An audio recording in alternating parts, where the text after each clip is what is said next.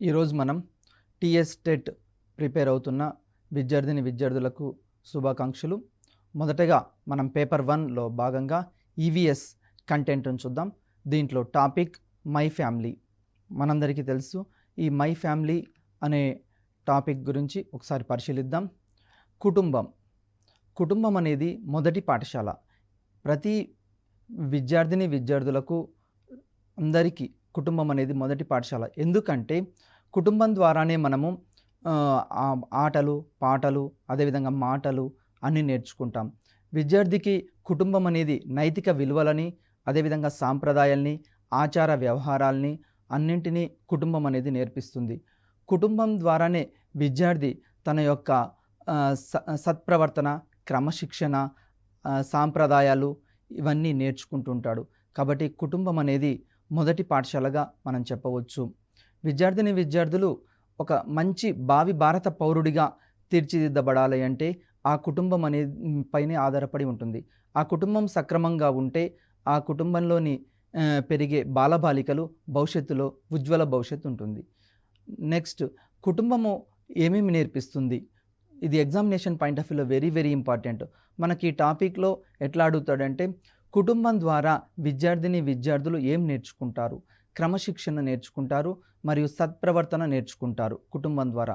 ఎందుకు అంటే కుటుంబ పెద్ద అయిన తండ్రి, లేకుంటే తాత, లేకుంటే నానమ్మ, అమ్మ, వీరు మంచి ప్రవర్తనను విద్యార్థులకి చిన్నప్పటి నుంచి నేర్పించాలి.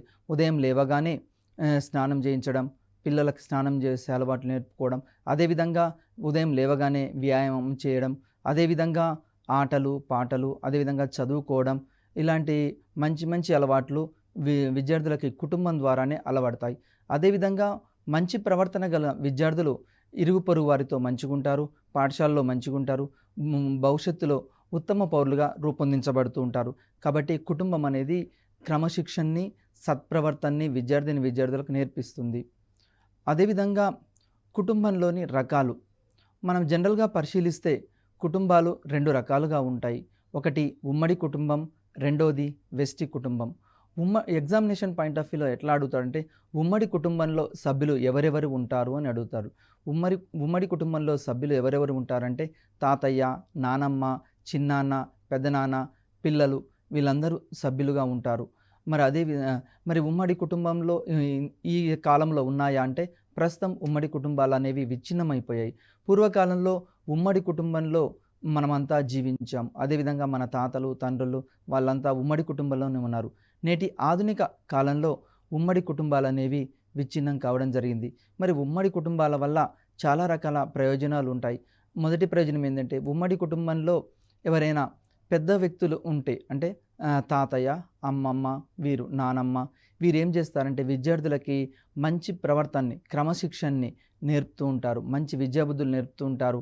మంచి ఆటలు, పాటలు, కథలు మీరు కూడా చిన్నప్పుడు నేర్చుకునే ఉంటారు. అవన్నీ ఎవరు నేర్పుతారు మనకు? అమ్మమ్మ, తాతయ్య, నానమ్మ నేర్పుతుంటారు. ఆధునిక కాలంలో మానవుని యొక్క జీవితం అనేది చాలా విభిన్నంగా మారిపోయింది. ఎందుకంటే చదువు ఇతర రకాల కారణాల వల్ల ఉమ్మడి కుటుంబాలు అనేవి నేడు విచ్ఛిన్నం కావడం జరిగింది. రెండవది వెస్టి కుటుంబం. వెస్టి కుటుంబం అంటే అమ్మ, నాన్న, పిల్లలు. దీన్ని వెస్టి కుటుంబం అంటారు. దీన్ని ఇండివిజువల్ ఫ్యామిలీస్ అంటాం. ఇండివిజువల్ ఫ్యామిలీస్ అంటే ఏంటి అంటే, కుటుంబంలో అమ్మ, నాన్నతో పాటు పిల్లలు మాత్రమే ఉంటారు. ఒకరు లేదా ఇద్దరు పిల్లలు ఉంటారు.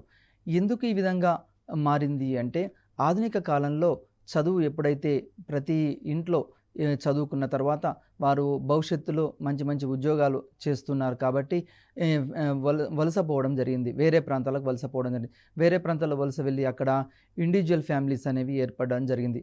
ఆధునిక కాలంలో మానవుని యొక్క జీవితం అనేది చాలా బిజీగా తయారైంది. దీని ద్వారా వెస్టి కుటుంబాలు అనేవి నేడు చూస్తూ ఉంటాం.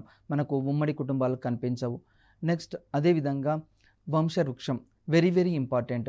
ఎగ్జామినేషన్ పాయింట్ ఆఫ్ వ్యూలో ఏం అడుగుతాడంటే, వంశవృక్షం అంటే ఏమిటి అని అడుగుతాడు. వంశవృక్షం అంటే ఏంటంటే, కుటుంబ సభ్యుల వారి పూర్వీకుల గురించి తెలుపు ఫ్లో చార్ట్. ఇది ఒక చార్ట్. వంశవృక్షంలో ఎవరెవరు ఉంటారు? కుటుంబ సభ్యులతోటి కూడి ఉంటారు. ఫర్ ఎగ్జాంపుల్ ఫాదర్, మదర్, వారితో పాటు వాళ్ళ అంతకుముందు ఉన్న పూర్వీకులు. ఫర్ ఎగ్జాంపుల్ ఇప్పుడు తాతయ్య, నానమ్మ, మరి వాళ్ళ తల్లిదండ్రులు, వాళ్ళ తల్లిదండ్రులు, వాళ్ళ తల్లిదండ్రులు, తాత, ముత్తాత, ఇట్లా వంశవృక్షానికి సంబంధించిన పూర్తి వివరాలు, ఆ కుటుంబానికి సంబంధించిన పూర్తి వివరాలను తెలిపేదాన్ని వంశవృక్షం అంటాం. ఇది ఎగ్జామినేషన్ పాయింట్ ఆఫ్ వ్యూలో చాలాసార్లు అడగడం జరిగింది. అదేవిధంగా వంశవృక్షం కుటుంబ సభ్యుల వివరాలతోటి కూడుకుంటుంది. ఫర్ ఎగ్జాంపుల్, ఇక్కడ చిలుకూరు అనే కుటుంబము, లేకుంటే రామరాజు అనే కుటుంబం ఉందనుకోండి. వారి యొక్క తాతలెవరు, తండ్రులెవరు, వాళ్ళ ముత్తాతలెవరు, ఈ విధంగా మొత్తం వివరాలతోటి కూడుకున్న దాన్నే వంశవృక్షం అని చెప్తూ ఉంటాం. నెక్స్ట్ అదేవిధంగా వంశవృక్షం ప్రతి కుటుంబానికి ఒక చరిత్ర ఉంటుంది. దీని ఆధారంగా ఇంటి పేరు ఏర్పడుతుంది. మనందరికీ తెలుసు సర్నేమ్స్ ఏ విధంగా వచ్చాయి. ప్రతి ఒక్కరికి సర్నేమ్ ఉంటుంది. ఈ సర్నేమ్ ఏ విధంగా వచ్చింది అంటే వారి యొక్క కుటుంబ చరిత్ర ఆధారంగానే, అంటే ఫ్యామిలీ హిస్టరీ ఆధారంగా ఈ వంశవృక్షం అనేది ఇంటి పేర్లు అనేవి ఏర్పడుతున్నాయి. ఎగ్జాంపుల్, చిలుకూరు అనే పేరు ఎవరికైనా ఉందనుకోండి. అది ఏ విధంగా వచ్చిందంటే చిలుకూరు ఊరు నుండి వాళ్ళకి ఆ ఇంటి పేరు అనేది రావడం జరిగింది. వాళ్ళ తాతలు ముత్తాతలు ఎవరైనా చిలుకూరు అనే గ్రామంలో నివసించి ఉంటే వారికి ఏం పేరు వస్తుంది? చిలుకూరు అని పేరు వస్తుంది. ఫర్ ఎగ్జాంపుల్, ఇంకా రకరకాలుగా ఇంటి పేర్లు రకరకాలు ఉన్నాయి. అవన్నీ ఎలా వస్తాయి అంటే వాళ్ళ యొక్క క్యారెక్టర్స్ని బట్టి, వారి యొక్క లక్షణాలని బట్టి, వారి యొక్క ప్రవర్తనని బట్టి ఆ ఇంటి పేర్లు అనేవి రావడం జరిగింది. మనందరి యొక్క ఇంటి పేర్లు ఏమి సూచిస్తాయి అంటే మన యొక్క ఫ్యామిలీ హిస్టరీని సూచిస్తాయి. The family history indicated by surnames. అంటే సర్నేమ్స్ తోటి మన యొక్క ఫ్యామిలీ హిస్టరీ అనేది నిర్ధారించబడుతుంది. అదేవిధంగా కుటుంబ వ్యవస్థలో మార్పులు. ఆధునిక కాలంలో ఫ్యామిలీస్ అనేవి చాలా చేంజెస్ వచ్చాయి ర్యాపిడ్గా. ఎందుకు చేంజెస్ వచ్చాయని ఒకసారి ఆలోచిస్తే, ఈ కుటుంబంలో కొత్త సభ్యుల చేరిక, అంటే పిల్లలు పుట్టడం. ఫర్ ఎగ్జాంపుల్, మన కుటుంబంలో ఒక ఇద్దరు పిల్లలు ఉన్నారు. ఇద్దరు పిల్లలు ఉన్న తర్వాత వారి ఫ్యామిలీలో ఇంకా ఎవరైనా ఒక కొత్త పాప జన్మించింది అనుకోండి. జన్మిస్తే ఆ కుటుంబంలో మార్పు వస్తుంది. ఇంతకుముందు నలుగురు ఉండే ఫ్యామిలీ ఇప్పుడు 5గురు అయ్యారు. 5గురు ఉండే ఫ్యామిలీ మళ్ళీ 6గురు. ఈ విధంగా ఫ్యామిలీ మెంబర్స్, అంటే ఆ ఫ్యామిలీలో కొత్త వారు జన్మిస్తూ ఉంటే ఫ్యామిలీలో కుటుంబ సభ్యుల చేరిక ద్వారా మార్పులు వస్తాయి. అదేవిధంగా పెండ్లిళ్ళు, మ్యారేజెస్ ద్వారా కూడా ఫ్యామిలీలో మార్పులు వస్తాయి. ఫర్ ఎగ్జాంపుల్, ఒక కుటుంబంలో ఒక కొడుకు ఉన్నాడు, ఇద్దరు కొడుకులు ఉన్నారు, భార్య భర్త ఉన్నారు. తర్వాత కొడుక్కి మ్యారేజ్ అయింది అనుకోండి, ఆటోమేటిక్గా ఆ కుటుంబంలోకి మరి ఒక సభ్యులు కూడా ఇక్కడ రావడం జరుగుతుంది. అంటే ఇక్కడ మ్యారేజెస్ ద్వారా, పెళ్ళిళ్ళ ద్వారా, మ్యారేజ్ అయినప్పుడు ఎవరు వస్తారు? కోడలు వస్తారు ఇంటికి. అంటే అంతకుముందు 5గురు ఉన్న కుటుంబంలో ఇప్పుడు కోడలు వచ్చింది కాబట్టి 6వ వ్యక్తి జాయిన్ కావడం జరిగింది. ఈ విధంగా కుటుంబ వ్యవస్థలో చాలా రకాల మార్పులు వస్తున్నాయి. దానికి ప్రధాన కారణం ఏంటి అంటే, ఒకటి కొత్తగా పిల్లలు జన్మించడము, రెండవది పిల్లలకి పెళ్ళిళ్ళు కావడం, మ్యారేజెస్ కావడం. మ్యారేజెస్ అవ్వడం ద్వారా మళ్ళీ ఆ కుటుంబంలో కొత్త కోడళ్ళు ఇలా వస్తారు. మళ్ళీ కొత్త కోడలు వచ్చిన మళ్ళీ ఆ కుటుంబంలో మళ్ళీ కొత్త సభ్యులు జన్మిస్తూ ఉంటారు. ఈ విధంగా కుటుంబంలో చిన్న పిల్లలు పుట్టడం, కొత్తగా వచ్చేవారు జాయిన్ కావడం, ఈ విధంగా జాయిన్ అవుతుంటే ఆ కుటుంబంలో చాలా రకాల మార్పులు అనేవి రావడం జరుగుతుంది. కుటుంబంలో చిన్న పిల్లలు పుట్టడం ద్వారా ఏమైనా కొత్త పనులు ఏమైనా వస్తాయా? ఫర్ ఎగ్జాంపుల్, కుటుంబంలో చిన్న పిల్లలు జన్మిస్తున్నారనుకోండి. జన్మించడం ద్వారా ఏమవుతుంది అంటే ఆటోమేటిక్గా కొత్త మార్పులు అనేవి వస్తాయి. దానికి గల ప్రధాన కారణం ఏంది చూద్దాం ఒకసారి. కుటుంబంలో ఎవరైనా ఒక చిన్న బాబు జన్మిస్తే ఆ బాబుకి స్నానం చేయించడము, తర్వాత ఆహారం పెట్టడము.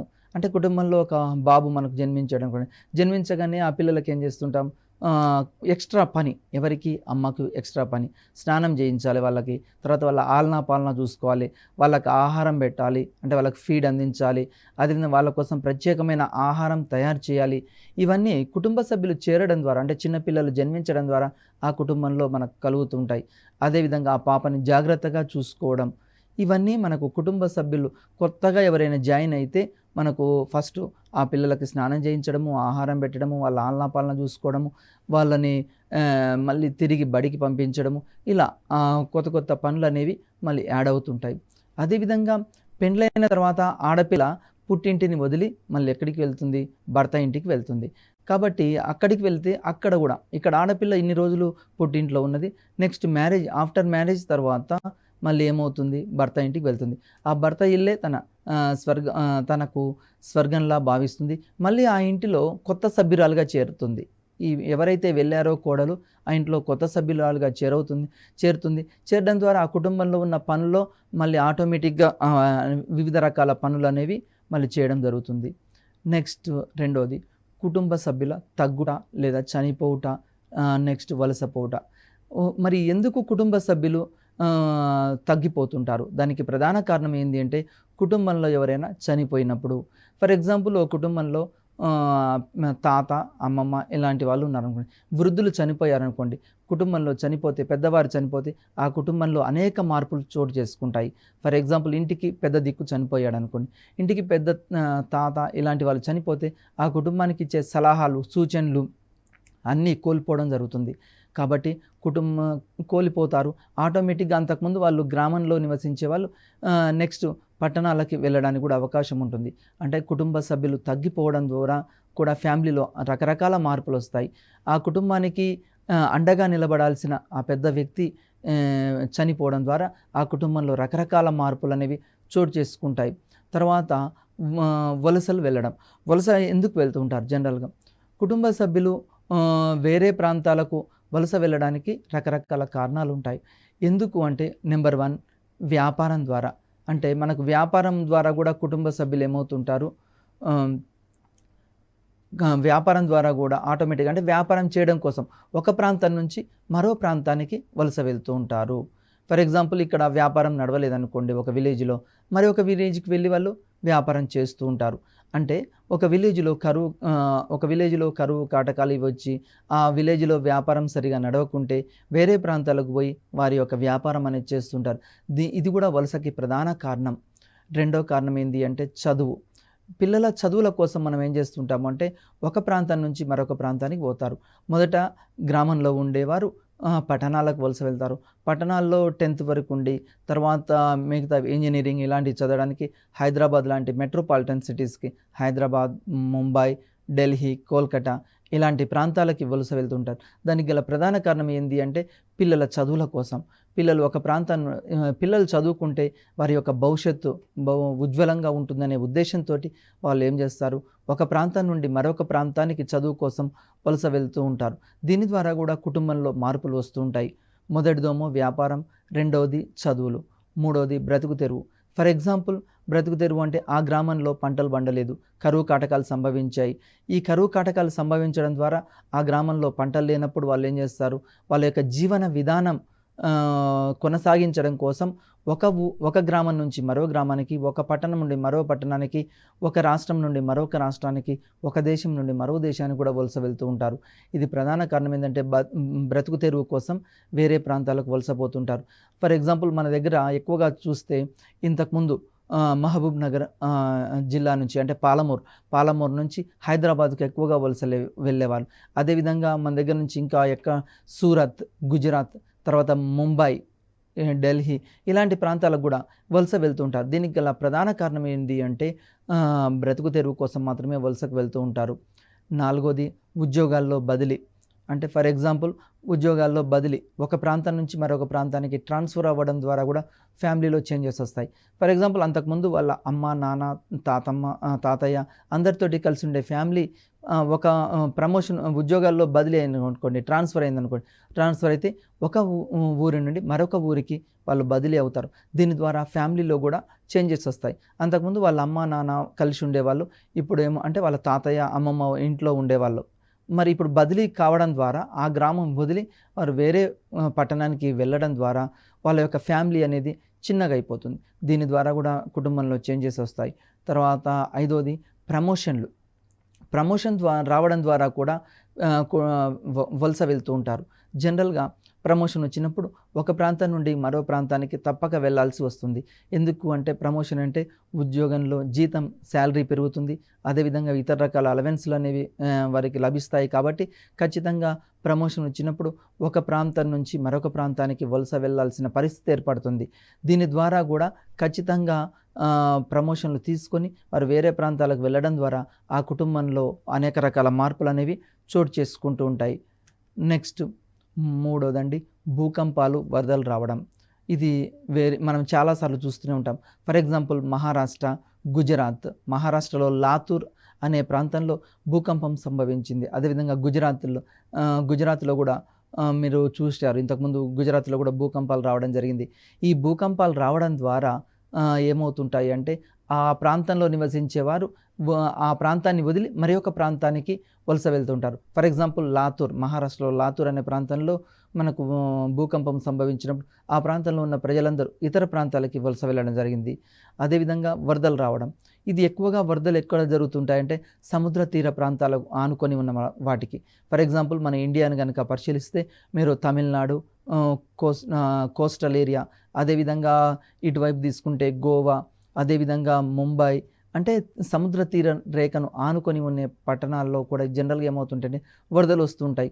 అదేవిధంగా మనకు ఉత్తర భారతదేశాన్ని కూడా పరిశీలిస్తే, అదేవిధంగా ఈశాన్య భారతదేశాన్ని కూడా మీరు పరిశీలిస్తే వరదలు ఎక్కువగా వస్తుంటాయి. వరదలు రావడం ద్వారా ప్రజలు ఆ ప్రాంతం వదిలి మరొక ప్రాంతానికి వెళ్తారు.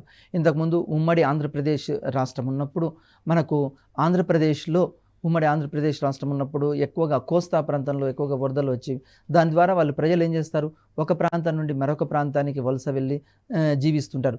దీని ద్వారా కూడా ఫ్యామిలీ స్ట్రక్చర్‌లో, కుటుంబంలో అనేక రకాల మార్పులనేవి సంభవిస్తూ ఉంటాయి. నెక్స్ట్ గృహోపకరణాలు, కుటుంబంలో మార్పులు. మనము ప్రతిరోజు రకరకాల గృహోపకరణాలు ఉపయోగిస్తూ ఉంటాము. దీని ద్వారా కూడా కుటుంబంలో అనేక మార్పులు వస్తుంటాయి. ఇంతకుముందు మన తాతలు, ముత్తాతలు వాళ్ళు ఏం చేసేవారంటే రోజువారీ పనులు అనగా బట్టలు ఉతకడానికి ఇంతకుముందు మనము మామూలుగా చేయితోటే మనం చేసేవాళ్ళం. కానీ ఆధునిక కాలంలో ప్రతి ఒక్కరు ఏం చేస్తున్నారు, వాషింగ్ మిషన్లు యూజ్ చేస్తున్నారు. దీని ద్వారా అంటే టెక్నాలజీని ఉపయోగించుకొని పనిని సులువు చేస్తున్నారు. దీని ద్వారా కూడా వారి యొక్క పనులు అనేవి మార్పులు వస్తున్నాయి. బట్టలు ఉతకడంలో, ఇల్లు శుభ్రం చేయడం వంటి పనులలో గృహోపకరణాలు ఎక్కువగా వాడుతున్నారు. ఫర్ ఎగ్జాంపుల్ ఇప్పుడు ఇల్లు శుభ్రం చేయడానికి కూడా మనం రకరకాల ఇన్స్ట్రుమెంట్స్, ఎలక్ట్రానిక్ గూడ్స్‌ని యూజ్ చేస్తున్నాం. అదేవిధంగా బట్టలు ఉతకడానికి కూడా మనం రకరకాల ఇన్స్ట్రుమెంట్స్ యూజ్ చేస్తున్నాం. అదేవిధంగా మనము ఐరన్ చేయడానికి కూడా రకరకాల ఇన్స్ట్రుమెంట్స్. ఇంతకుముందు మామూలుగా మనం కట్టెల పొయ్యి మీద అన్నం వండేది. కానీ ఈరోజు ఏమవుతుంది, ఎలక్ట్రిక్ కుక్కర్స్ వచ్చాయి. అదేవిధంగా ఇంతకుముందు రోట్లో వడ్లు దంచడము, ఇలాంటివి పచ్చళ్ళు చేయడం చేసేవాళ్ళు. కానీ నేటి ఆధునిక కాలంలో మొత్తం ఎలక్ట్రానిక్ గూడ్స్ అనేవి రావడం జరిగింది. ఈ ఎలక్ట్రానిక్ గూడ్స్ ఉపయోగించడం ద్వారా కూడా రోజువారీ చేసే పనులు మనకు శారీరక శ్రమ అనేది తగ్గిపోతుంది. అంటే మనం ఆటోమేటిక్‌గా ఏమవుతున్నాము, పని సులువు అవుతుంది. సులువు కావడం ద్వారా టైం ఆదా అవుతుంది, కాలం ఆదా అవుతుంది. కాలం ఆదా అవ్వడం ద్వారా మనం వేరే పనుల మీద ఎక్కువగా దృష్టి పెట్టడానికి అవకాశం ఉంది. ఆధునిక కాలంలో ప్రతి మానవుడు కూడా ఏం చేస్తున్నాడంటే తన పనిని సులువు చేసుకోవడానికి ఉపయోగిస్తున్నాడు. ఇంతకుముందు ఒక ప్రాంతం నుండి మరొక ప్రాంతానికి నడిచి వెళ్ళేవారు మనుషులు. కానీ నేటి ఆధునిక కాలంలో ఒక ప్రాంతం నుండి మరొక ప్రాంతానికి వెళ్ళడానికి కార్లు, బైక్స్, తర్వాత హెలికాప్టర్స్, తర్వాత ఏరోప్లేన్స్ ఇలాంటి రకరకాల వాటిని ఉపయోగిస్తున్నాం. అదేవిధంగా ఇంట్లో అయితే రకరకాల మనకు గృహోపకరణాలు వచ్చాయి. ఐరన్ చేయడానికి ఐరన్, తర్వాత బట్టలు ఉతకడానికి వాషింగ్ మిషన్, ఇల్లు శుభ్రం చేయడానికి రకరకాల క్లీనర్స్, ఇలాంటివి రావడం ద్వారా మన యొక్క పనుల్లో ఇవి సహకరిస్తున్నాయి. అదేవిధంగా అభివృద్ధి చెందిన అమెరికా, బ్రిటన్, ఫ్రాన్స్ ఇలాంటి దేశాలను కనుక మీరు పరిశీలిస్తే అక్కడ ఎక్కువగా రోబోస్ ఉపయోగిస్తుంటారు. అదేవిధంగా ఆ రోబోస్ చెప్తుంది మనం ఎప్పుడు ట్యాబ్లెట్స్ వేసుకోవాలి, ఎప్పుడు ఏం చేయాలి అనే పనులు ఇక్కడ రోబోస్ ఉపయోగిస్తున్నారు. చైనా, అమెరికా, బ్రిటన్ లాంటి కంట్రీస్‌లో. అదేవిధంగా ఇంటి పనుల కొరకు ఇతరులపై ఆధారపడడం మనం రెండోది. ఇంటి పనుల కోసం జనరల్‌గా మనం ఇతరులపై ఆధారపడుతుంటాం. ఈ ఆధునిక కాలంలో ఏమైందంటే భార్యాభర్తలు ఇద్దరు జాబ్ చేస్తున్నారు. ఇద్దరు జాబ్ చేయడం ద్వారా అన్ని రకాల పనులు వాళ్ళు చేసుకోలేక మిగతా పనుల కోసం వాళ్ళు ఇతరులపై ఆధారపడ్డాం. ఫర్ ఎగ్జాంపుల్ ఆ ఇంట్లో చిన్న పిల్లలు ఉన్నారనుకోండి, స్కూల్‌కి తీసుకువెళ్ళడానికి, తీసుకురావడానికి. ఇంతకుముందు అంటే జాయింట్ ఫ్యామిలీస్ ఉండేవి కాబట్టి అమ్మమ్మ, తాతయ్య ఇలాంటి వాళ్ళు చూసుకునేవారు. కానీ నేటి ఆధునిక కాలంలో ఇంట్లో ఉన్న చిన్న పిల్లల్ని చూసుకోవడానికి కోసం మామూలుగా కేర్ టేకర్స్‌ని ఇట్లాంటి అంటే వేరే మనుషుల్ని ఇక్కడ ఉపయోగిస్తున్నారు. చిన్నపిల్లల ఆలనా పాలనా చూడడం కోసం మనకు ఇక్కడ కేర్ సెంటర్స్ అనేవి రావడం జరిగింది. దీని ద్వారా కూడా మనం ఏమవుతున్నాయి, మన యొక్క పనులలో మార్పులు వస్తున్నాయి. అదేవిధంగా గృహోపకరణాల వాడకాన్ని తగ్గించుకోవాలి మనం. ఎందుకు తగ్గించుకోవాలి నువ్వు ఒకసారి ఆలోచించినప్పుడు వాషింగ్ మిషన్లు, మిక్సీలు మొదలగు విద్యుత్ ఆధారిత వస్తువుల వలన విద్యుత్ ఎక్కువగా వాడాలి. మరి ఆధునిక కాలంలో ఏమవుతుంది అంటే మనము విద్యుత్ ఎట్లా తయారు చేస్తున్నాము, హైడ్రో ఎలక్ట్రికల్ పవర్స్ తోటి థర్మల్ ఎలక్ట్రికల్ పవర్ తోటి, సోలార్ ఎలక్ట్రికల్ పవర్ తోటి, విండ్ ఎలక్ట్రికల్ పవర్ తోటి విద్యుత్ తయారు చేస్తున్నాం. మరి విద్యుత్ అనేది చాలా పొదుపుగా వాడుకోవాలి. ఎందుకు పొదుపుగా వాడుకోవాలి అంటే మనకి కన్జంప్షన్ మనకు విద్యుత్ సప్లై ఏమో తక్కువగా ఉంది, డిమాండ్ ఎక్కువగా ఉంది. ఆధునిక కాలంలో ప్రతి పనికి కూడా మనం ఏం చేస్తున్నాము, ఎక్కువగా కరెంటును ఉపయోగించుకోవడం జరుగుతుంది, విద్యుత్తును ఉపయోగించుకోవడం జరుగుతుంది. దీని ద్వారా ఏమవుతుందంటే భవిష్యత్ తరాలకి మనం అందించాల్సింది అందించలేకపోతున్నాం. ఫర్ ఎగ్జాంపుల్ ఇప్పుడు వాటర్ తోటి మనము కరెంట్ జనరేట్ చేస్తున్నాం. అదేవిధంగా బొగ్గుతోటి థర్మల్ ఎలక్ట్రికల్ పవర్ యూజ్ చేస్తున్నాం. ఈ బొగ్గును కనుక మొత్తం తవ్వేసి ఇప్పుడే వాడుకున్నాం అనుకోండి, భవిష్యత్ తరాల వారికి ఏం అందిస్తాం, అందించలేం. కాబట్టి మనము ఎక్కువగా మన ఇంట్లో సాధ్యమైనంత వరకు ఎలక్ట్రానిక్ ఐటమ్స్ని తగ్గించుకోవాలి. ఎందుకు అంటే ఎలక్ట్రానిక్ ఐటమ్స్ తగ్గించుకుంటే భవిష్యత్ తరాల వారికి ఎక్కువగా ఉపయోగపడుతూ ఉంటుంది. నెక్స్ట్ అదేవిధంగా అవి చేసే పనులు చేయడం ద్వారా శారీరక శ్రమ మనము తగ్గి ఆరోగ్యంగా మనకు ఫర్ ఎగ్జాంపుల్ శారీరక శ్రమ మనం చేసే పనులు ఎక్కువగా మనము ఎలక్ట్రిసిటీ గూడ్స్ని వాడుతున్నాం అనుకోండి, ఎలక్ట్రానిక్ గూడ్స్ వాడుతున్నాం. ఎలక్ట్రానిక్ గూడ్స్ వాడడం ద్వారా ఏమవుతుంది అంటే మనము లావ్ అవుతుంటాం. ఆధునిక కాలంలో ప్రతి దానికి కూడా చిన్నగా ఒక ప్రాంతం నుంచి మరో ప్రాంతానికి మనం పోవాలి అంటే బైక్ ఉపయోగిస్తాం, కారు ఉపయోగిస్తాం, విధంగా ఉపయోగిస్తాం. దీని ద్వారా ఏమవుతుంది, మనం లావ్ అవుతున్నాం. మరి చిన్న చిన్న పనులకు కూడా మనం ఇంట్లో ఎలక్ట్రానిక్ ఐటమ్స్ ఉపయోగిస్తున్నాం. దీని ద్వారా శారీరకంగా శ్రమ అనేది తగ్గింది. శారీరక శ్రమ తగ్గడం ద్వారా అనేక రకాల సమస్యలు వస్తున్నాయి. ఈరోజు హార్ట్ అటాక్, బీపీ, షుగర్ ఇలాంటివన్నీ రకరకాల సమస్యలు అనేవి రావడం జరుగుతుంది. కాబట్టి మనం ఏం చేయాలి, ఎక్కువగా శారీరక శ్రమకు అవకాశం కల్పించాలి. నెక్స్ట్ కుటుంబాల్ని మనం ఒకసారి పరిశీలిద్దాం. నాడు నేడు కుటుంబాలు ఏ విధంగా ఉన్నాయి, పూర్వకాలంలో ఏ విధంగా ఉన్నాయి, నేడు ఆధునిక కాలంలో ఏ విధంగా ఉన్నాయి ఒకసారి పరిశీలిస్తే పూర్వకాలంలో కుటుంబాలు అనేవి ఉమ్మడి కుటుంబాలుగా ఉన్నాయి. ఉమ్మడి కుటుంబంలో ఎవరెవరు ఉంటారు, అమ్మమ్మ, నాన్న, తాతయ్య, నానమ్మ, పిల్లలంతా కలిసి ఉంటారు. ఇది ఎప్పుడు పూర్వకాలంలో. ఇంతకుముందు ప్రతి ఫ్యామిలీ కూడా ఉమ్మడి కుటుంబంగా మాత్రమే ఉండేది. అంటే ఆ కాలంలో ఫర్ ఎగ్జాంపుల్ అన్నదమ్ముళ్ళు, అక్క చెల్లెలు, చిన్నాన్న, పెదనాన్న, పిల్లలు అందరూ కలిసే ఉండేవాళ్ళు. వారికి ఉండే 10 ఎకరాల పొలము, 5 ఎకరాల పొలము, ఆ పొలంలోనే వాళ్ళు ఏం చేసేవారు అంటే అందరూ కలిసి పనిచేసేవాళ్ళు. అందరూ కలిసి వచ్చిన దాన్ని పంచుకునేవారు. అందరూ కలిసి ఆ పొలంలోనే పనిచేసి ఆ పొలంలో ద్వారా వచ్చే పంటను మాత్రమే వినియోగించేవారు. దీని ద్వారా వినియోగిస్తే ఏమవుతుంది, అందరూ పనులు ఒకరికొకరు సహకరించుకునేవాళ్ళు. దీని ద్వారా పని సులువు అయ్యేది. తర్వాత వాళ్ళ యొక్క కష్ట సుఖాల్లో వాళ్ళు భాగస్వాములుగా ఉండేవారు. అదేవిధంగా ఆ కుటుంబంలో ఎవరికైనా కష్టం వస్తే మిగతా వారు ఆదుకునేవారు. కానీ ఈ విధంగా ఆదుకోవడం అనేవి ఉన్నది ఉమ్మడి కుటుంబంలో. మరి ఉమ్మడి కుటుంబం వల్ల ఏమేమి ప్రయోజనాలు ఉన్నాయి, ఎగ్జామినేషన్ పాయింట్ ఆఫ్ వ్యూలో వెరీ వెరీ ఇంపార్టెంట్. ఇది చాలాసార్లు ఈ బిట్స్ అడగడం జరిగింది. ఉమ్మడి కుటుంబం ద్వారా ప్రయోజనాలు ఏంది? ఒకటి, పిల్లలకు వృద్ధులకు తోడుగా ఉంటుంది ఉమ్మడి కుటుంబం. ఉమ్మడి కుటుంబంలో ఉన్నామనుకోండి, ఆటోమేటిక్గా పిల్లలు ఉన్నారు. అదే వెస్ట్ కుటుంబంలో ఉంటే పిల్లల్ని వదిలేసిపోతే మరి ఆ పిల్లల్ని ఎవరు చూడాలి, చాలా ఇబ్బంది పడతారు ఆ పిల్లలు. మరి అదే ఇంట్లో పెద్దవాళ్ళు వృద్ధులు ఉన్నారనుకోండి, ఆటోమేటిక్గా ఆ పిల్లల ఆలనా పాలన వాళ్ళు చూసుకునేవారు. అదేవిధంగా వృద్ధులు అనేవారు ఆ పిల్లలకి తోడుగా ఉంటారు. దీని ద్వారా తోడుగా ఉండడమే కాదు, ఆ పిల్లలకి సత్ప్రవర్తనని, క్రమశిక్షణని నేర్పుతారు. అంటే మార్నింగ్ ఉదయం పొద్దున్నే లేవాలని, వేకోజామున లేవాలని, కాలకృత్యాలు తీర్చుకోవాలని, అదేవిధంగా మంచి ప్రవర్తన కలిగి ఉండాలని, అబద్ధాలు ఆడొద్దని, ఇలాంటివి సత్ప్రవర్తనకు సంబంధించిన అంశాలు ఎవరు నేర్పుతుంటారు, ఉమ్మడి కుటుంబంలో ఉన్నప్పుడు పెద్దవారు నేర్పిస్తూ ఉంటారు.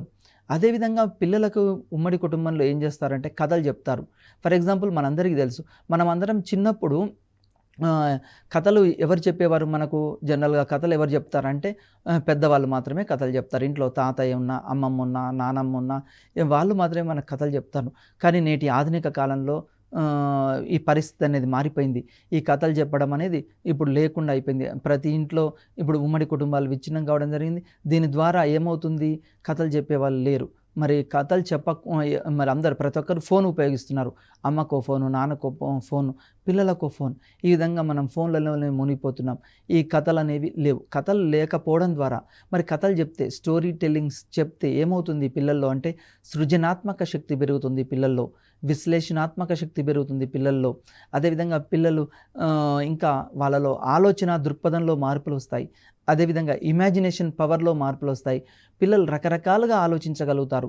అందుకోసమే పిల్లలు మనకు చిన్నప్పుడు కథలు చెప్పేవారు. ఈ కథలు కూడా రకరకాలుగా ఉంటాయి. ఫర్ ఎగ్జాంపుల్ మనందరికీ తెలుసు చిన్నప్పుడు 'తెనాలి రామకృష్ణ' కథలు, అదేవిధంగా 'అక్బర్ బీర్బల్' కథలు, అదేవిధంగా 'విక్రమాదిత్యం'కి సంబంధించిన 'విక్రమార్కబాటి'కి సంబంధించిన కథలు, చందమామ పుస్తకాలు, రకరకాల పుస్తకాల ద్వారా మనం కథలనేవి చిన్నప్పుడు చదువుకున్నాం, నేర్చుకున్నాం. తాతయ్య, అమ్మమ్మలు నేర్పారు. దీని ద్వారా పిల్లల్లో ఆలోచన శక్తి, వివేచన శక్తి, వివేకాత్మక శక్తి అనేది డెవలప్ అవుతాయి. దీని ద్వారా ఏమవుతుందంటే పిల్లల్లో రీజనింగ్, అనాలిసిస్ ఇలాంటివనేవి డెవలప్ అవుతాయి. కథలు నేర్చుకోవడం ద్వారా పిల్లల్లో ఇంకా పుస్తకాలు చదవాలి అనే భావన అనేది కలుగుతుంది. పుస్తకాలు చదవాలనే భావన కూడా కలుగుతుంది. నెక్స్ట్ ఇంటి పనులు అందరూ కలిసిమెలిసి చేస్తారు. ఉమ్మడి కుటుంబంలో మరి ఒక ప్రయోజనం ఏంది అంటే ఇంట్లో ఉన్న పనులు అందరూ కలిసిమెలిసి చేసుకుంటారు. ఫర్ ఎగ్జాంపుల్ తాతయ్య ఒక పని, అమ్మమ్మ ఒక పని, నాన్న ఒక పని, చిన్నాన్న ఒక పని, పెదనాన్న ఒక పని, అందరూ కలిసిమెలిసి చేసుకుంటుంటారు. దీని ద్వారా పనులు అనేవి సులువు అవుతూ ఉంటాయి. మరి అదే ఆధునిక కాలంలో ఏమని ఇద్దరే ఉంటారు ఇంట్లో. అమ్మ, నాన్న ఉంటారు, పిల్లలు ఉంటారు. మరి అమ్మ, నాన్నని మొత్తం పనులు చేయాలి. నాన్న ఎప్పుడో పొద్దున ఆఫీస్‌కి వెళ్తాడు. మళ్ళీ అమ్మ కూడా జాబ్‌కి వెళ్తుంది. ఇద్దరు వెళ్ళడం ద్వారా ఇంటి పనులు ఏమవుతున్నాయి, చాలా ఇబ్బంది పడతారు వెస్ట్ కుటుంబంలో. కానీ ఉమ్మడి కుటుంబంలో అందరూ ఒకరికొకరు తోడుగా ఉండి పనులు చేయడం ద్వారా మనకేమవుతున్నాయి అంటే ఆటోమేటిక్‌గా పనులనేవి సులువు అవుతున్నాయి. నెక్స్ట్ వెస్టి కుటుంబం. ఎగ్జామినేషన్ పాయింట్ ఆఫ్ వ్యూలో వెరీ ఇంపార్టెంట్ ఏంది అంటే ఉమ్మడి కుటుంబానికి వెస్టి కుటుంబానికి గల తేడా అడుగుతాడు. ఉమ్మడి కుటుంబంలో ఎవరెవరు ఉంటున్నారు? అమ్మ, నాన్న, తాతయ్య ఉంటారు. మరి వెస్టి కుటుంబంలో ఎవరు ఉంటారు? అమ్మ, నాన్న, పిల్లలు మాత్రమే ఉంటారు.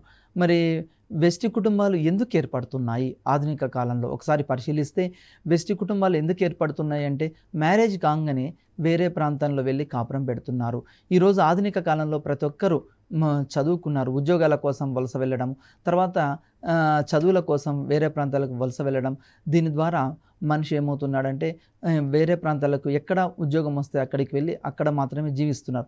దీని ద్వారా ఆధునిక కాలంలో ఈ ఫ్యామిలీ సైజ్ అనేది తగ్గిపోయింది. ఇంతకుముందు ఒక్కొక్క ఫ్యామిలీలో 10-15 మెంబర్స్ ఉంటే నేటి ఆధునిక కాలంలో కుటుంబ పరిమాణం అనేది తగ్గి 2, 3 లేదా 4 మాత్రమే ఉంటున్నారు. మరి దీని ద్వారా వెస్టి కుటుంబంలో ఎగ్జామినేషన్ పాయింట్ ఆఫ్ వ్యూలో ఎట్లా క్వశ్చన్ అడుగుతారంటే వెస్టి కుటుంబంలో సభ్యులు ఎవరెవరు ఉంటారు అంటారు. అంటే అప్పుడు అమ్మ, నాన్న, పిల్లలు మాత్రమే ఉంటారు. మరి వెస్టి కుటుంబాలు పెరగడానికి గల ప్రధాన కారణం ఏంది? వెస్టి కుటుంబాలు పెరగడానికి గల ప్రధాన కారణం ఏంది అంటే ఉద్యోగాల కోసం మనం వేరే ప్రాంతాలకు వలస వెళ్తున్నారు. ప్రధానమైన ఉద్దేశం ఏంటంటే వెస్టి కుటుంబాలు ఎందుకు విడిపోతున్నాయి అంటే ఉద్యోగాల కోసం మనం ఏం చేస్తుంటాం, వేరే ప్రాంతాలకి, సుదూర ప్రాంతాలకు వెళ్తూ ఉంటాము. దీని ద్వారా కూడా మనకు జాయింట్ ఫ్యామిలీస్ అనేవి విడిపోతున్నాయి. రెండోది ఆస్తుల పంపిణీ. ఫర్ ఎగ్జాంపుల్ ఒక ఫ్యామిలీలో 10 ఎకరాల పొలం ఉంది, 2 అన్నదమ్ములు అనుకోండి. ఆటోమేటిక్గా ఆస్తులు పంపిణీ 5 ఎకర్స్ అంటే వాళ్ళ అమ్మా నాన్నలు ఏం చేస్తారు, ఇద్దరికి ఆస్తిని సమాన వాటాగా పంచి ఇవ్వడం జరుగుతుంది. దీని ద్వారా కూడా వాళ్ళు ఏం చేస్తారు, వేరే కాపురం పెడతారు. ఆస్తులు పంచుకొని వేరే కాపురాలు పెడతారు. దీని ద్వారా కూడా మనకు వెస్టి కుటుంబాలు అనేవి నేటి కాలంలో పెరుగుతున్నాయి. పూర్వకాలంలో మాత్రం జాయింట్ ఫ్యామిలీస్ ఉండేవి. నేటి కాలంలో మాత్రం వెస్టి కుటుంబాలు ఎక్కువై వాళ్ళ యొక్క ఆస్తుల పంపిణీ జరుగుతుంది. నెక్స్ట్ నివసించే ఇల్లు సరిపోకపోవడం. ఫర్ ఎగ్జాంపుల్ ఇల్లు సరిపోకపోవడం ద్వారా కూడా ఇంకో వేరే ఇంటికి వెళ్ళి కాపురం పెడుతున్నారు. ఇది కూడా ప్రధాన కారణం. నేటి ఆధునిక కాలంలో మనము మెట్రోపాలిటన్ సిటీస్ హైదరాబాద్, ఢిల్లీ, బొంబాయి, ఇలాంటి కోల్కతా ఇలాంటి సిటీస్ తీసుకుంటే ముంబైలో ప్రత్యేకంగా మీరు ముంబైని కనుక అబ్జర్వ్ చేస్తే, చెన్నైని కనుక అబ్జర్వ్ చేస్తే ఏమవుతుందంటే అక్కడ చిన్న చిన్న ఇండ్లలో ఎక్కువ మంది సభ్యులు అనేది నివసిస్తుంటారు. అంటే దీని ద్వారా అంటే ఇల్లు సరిపోకపోతే ఆటోమేటిక్గా మ్యారేజ్ అయిన తర్వాత వాళ్ళు ఏం చేస్తారు, ఇంకో కాపురం పెట్టడం జరుగుతుంది. అదేవిధంగా వలసల వల్ల ప్రజలు ఏమవుతుంటారంటే ఆర్థిక, సామాజిక కారణాల వల్ల వలస వెళ్తుంటారు. జనరల్గా వలస వెళ్ళడానికి ప్రధాన కారణం ఏంటంటే ఆర్థిక కారణాలు. అంటే ఉద్యోగాలు రావడము, ప్రమోషన్స్ రావడము, తర్వాత ఒక ప్రాంతంలో ఉపాధి అవకాశాలు లేకపోతే వేరే ప్రాంతాలకు వలస వెళ్ళడం, ఇది కూడా ఆర్థిక కారణాలు చూస్తున్నాయి. సామాజిక కారణాలు అంటే ఫర్ ఎగ్జాంపుల్ సోషల్ స్టేటస్ కోసం. ఫర్ ఎగ్జాంపుల్ మా పిల్లవాళ్ళు అమెరికాలో ఉన్నాడు, మా అబ్బాయి లండన్లో ఉన్నాడు. ఈ విధంగా అంటే సోషల్ స్టేటస్ కోసం కూడా ఫ్యామిలీస్ ఏం చేస్తున్నాయంటే ఒక ప్రాంతం నుండి మరొక ప్రాంతానికి వెళ్ళాలి. ఈ ఆధునిక కాలంలో ప్రతి ఒక్కరు ఏం చేస్తున్నారంటే తమ పిల్లలు బాగా చదవాలి, ఉన్నత స్థానంలో ఉండాలి అని సోషల్ స్టేటస్ కోసం కూడా వలస వెళ్తూ ఉంటారు.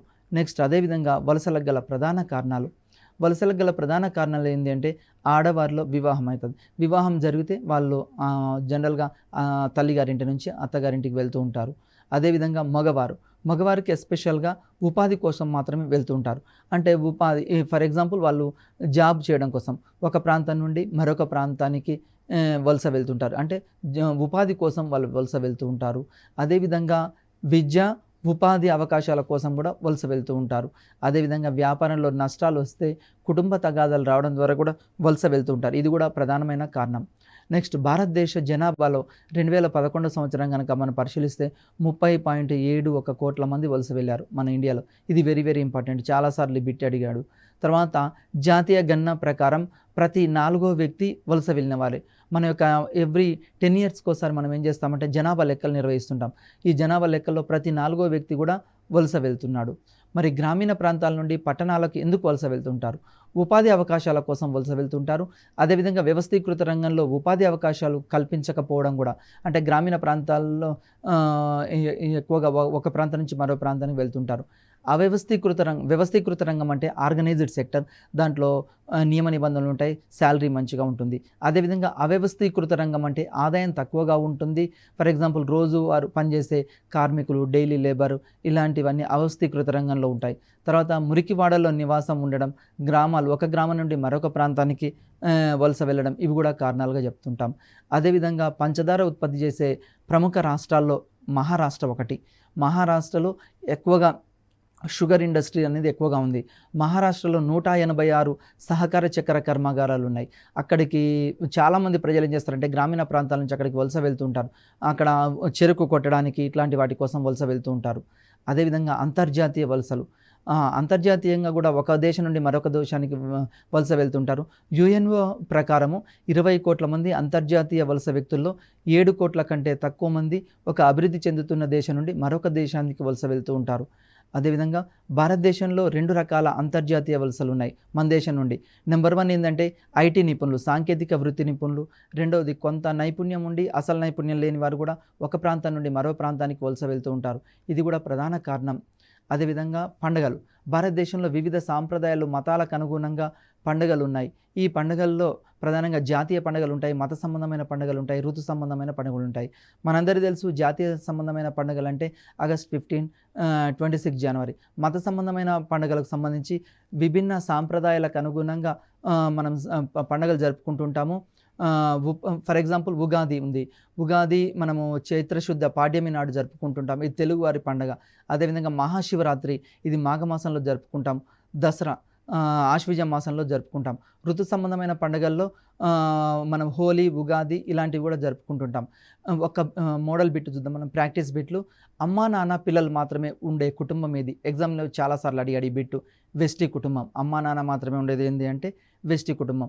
అదేవిధంగా గృహోపకరణాలు అధికంగా ఉపయోగించడం వల్ల కలిగే పరిణామం ఏంది అంటే విద్యుత్ వాడకం ఎక్కువగా. ఆప్షన్ ఏ విద్యుత్ వాడకం పెరుగుతుంది. ఆప్షన్ బి పని విలువ తెలుస్తుంది. ఆప్షన్ సి శారీరక ఆరోగ్యం కలుగుతుంది. ఆప్షన్ డి పైవన్నీ. ఆన్సర్ ఏంటంటే పైవన్నీ. ఈరోజు మనము ఫ్యామిలీ అనే దాంట్లో ఏమేమి పరిశీలించడం అంటే ఉమ్మడి కుటుంబం, వెస్టి కుటుంబం, అదేవిధంగా పండగలు, వలసలు ఎందుకు వెళ్తుంటాయి ఫ్యామిలీస్, ఇవన్నీ నేర్చుకోవడం జరిగింది. ఎగ్జామినేషన్ పాయింట్ ఆఫ్ వ్యూలో మీరు ఇవన్నీ కనుక బాగా ప్రాక్టీస్ చేస్తే మంచి మార్కులు రావడానికి అవకాశం ఉంది. ఈవీఎస్ కంటెంట్లో అధిక మార్కులు రావడానికి అవకాశం ఉంది. ఈ చాప్టర్లో మనం తెలుసుకున్న అంశాలు ఏంటంటే జాయింట్ ఫ్యామిలీస్, ఇండివిజువల్ ఫ్యామిలీస్, తర్వాత మైగ్రేషన్, వీటి గురించి తెలుసుకోవడం జరిగింది. Thank you.